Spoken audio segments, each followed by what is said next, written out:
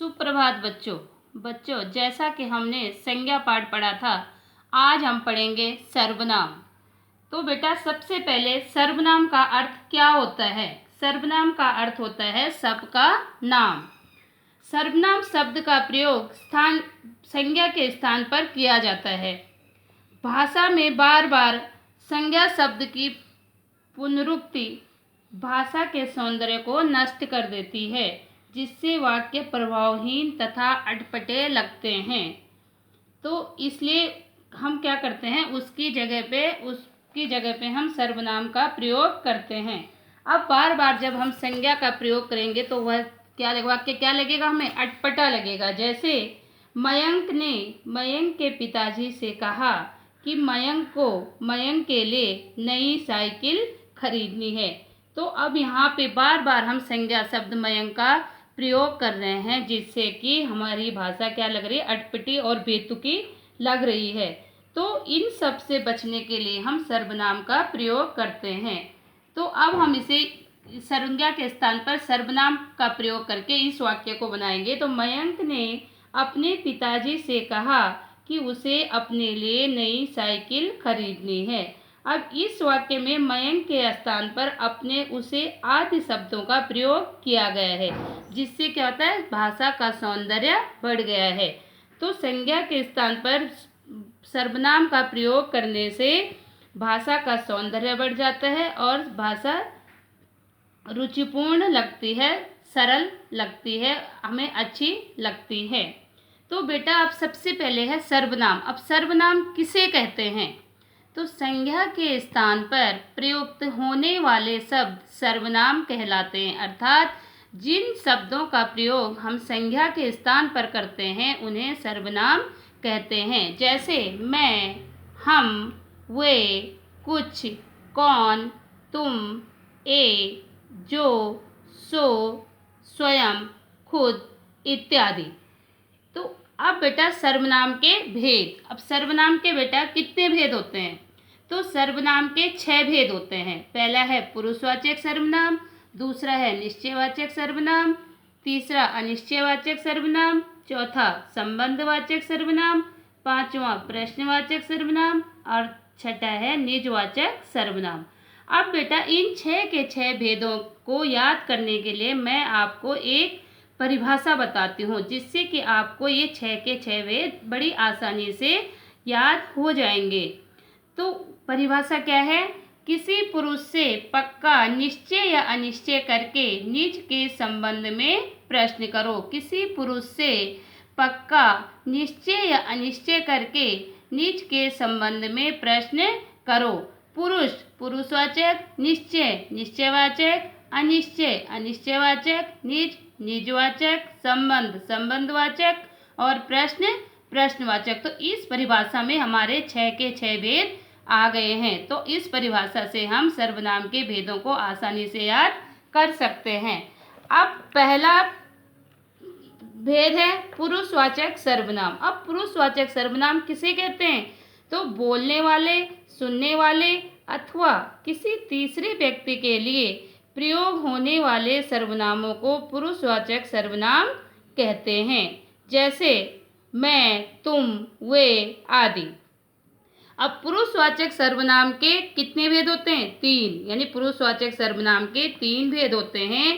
पहला होता है उत्तम पुरुषवाचक सर्वनाम। यहाँ पे वक्ता जिन सर्वनाम शब्दों का प्रयोग अपने लिए करता है उसे उत्तम पुरुषवाचक सर्वनाम कहते हैं। जैसे मैं, हम। मध्यम पुरुषवाचक सर्वनाम। मध्यम पुरुषवाचक सर्वनाम में वक्ता सुनने वाले के लिए जिन सर्वनामों का प्रयोग करता है उन्हें मध्यम पुरुषवाचक सर्वनाम कहते हैं। जैसे तू, तुम, आप आदि। अन्य पुरुषवाचक सर्वनाम। अन्य पुरुषवाचक सर्वनाम में वक्ता जिन सर्वनामों का प्रयोग किसी अन्य के लिए करता है उसे अन्य पुरुषवाचक सर्वनाम कहते हैं। जैसे वह, वे, उस, उन आदि। दूसरा होता है बेटा निश्चयवाचक सर्वनाम। जिन सर्वनाम शब्दों से पास अथवा दूर की किसी वस्तु या व्यक्ति का निश्चित बोध होता है उन्हें निश्चयवाचक सर्वनाम कहते हैं। जैसे यह मेरा विद्यालय है, यह वह मेरा भाई है, ये विद्यार्थी हैं। तो इनसे क्या हो रहा है, हमारे एक निश्चितता का बोध हो रहा है, तो इसे निश्चयवाचक सर्वनाम कहते हैं। तीसरा होता है अनिश्चयवाचक सर्वनाम। जिन सर्वनाम शब्दों से किसी निश्चित प्राणी या वस्तु का बोध नहीं होता है, अनिश्चयवाचक सर्वनाम कहलाते हैं। जैसे दूध में कुछ गिर गया है, बाहर कोई खड़ा है, दाल में कुछ पड़ा है, इत्यादि। अगला होता है बेटा संबंधवाचक सर्वनाम। जो सर्वनाम शब्द वाक्य में किसी दूसरे सर्वनाम के साथ संबंध का बोध कराते हैं, वे संबंधवाचक सर्वनाम कहलाते हैं। जैसे जैसा बोओगे वैसा काटोगे, जितना परिश्रम करोगे उतने अंक लाओगे, यानी जितना उतने। जिसने पेड़ काटा उसे सजा मिलेगी, जिसने उसे। तो इसे कहते हैं संबंधवाचक सर्वनाम। अगला होता है बेटा प्रश्नवाचक सर्वनाम।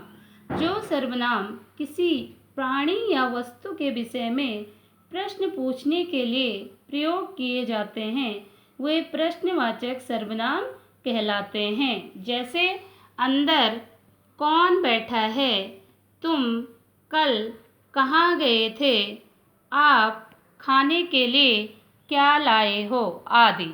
तो जहाँ पे हम जिन सर्वनामों का प्रयोग प्रश्न पूछने के लिए करते हैं, उन्हें प्रश्नवाचक सर्वनाम कहते हैं। अगला है बेटा निजवाचक सर्वनाम। जो सर्वनाम शब्द वाक्य में कर्ता के साथ अपनापन बतलाने के लिए प्रयुक्त होते हैं, उन्हें निजवाचक सर्वनाम कहते हैं। जैसे मैं स्वयं अपना काम करूँगी, बच्चा अपने आप सीढ़ी चढ़ गया, तुम सवाल को हल अपने आप करो। तो इसे कहते हैं निजवाचक सर्वनाम।